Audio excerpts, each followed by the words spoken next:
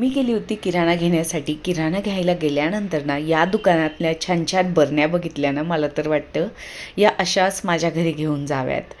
कारण की त्यांच्यावरती लावलेले लाईट्स आणि त्या अगदी सिस्टमॅटिक लावलेल्या फार छान वाटतं.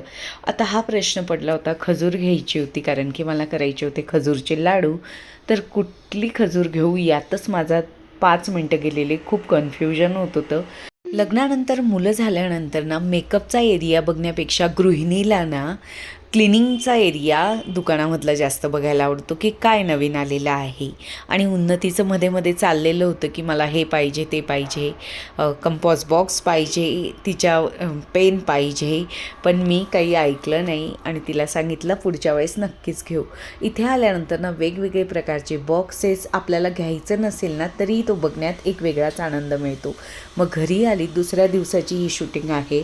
नाश्त्याला पोहे केलं होतं आणि मग उन्नती शाळेत गेली.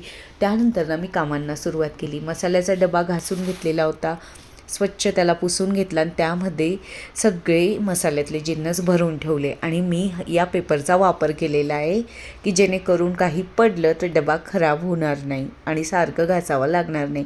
नंतर ना पितळी मसाल्याचा डबा पण आहे, पण यामध्ये एक प्रॉब्लेम येतो. जर आपण मसाल्यातले म्हणजे काहीही ठेवलं तर त्याला ना जसं लोखंडी वस्तूला कसं गंज लागतो अगदी तसंच पितळी भांड्यालाही असं वेगळाच कलर येऊन जातो.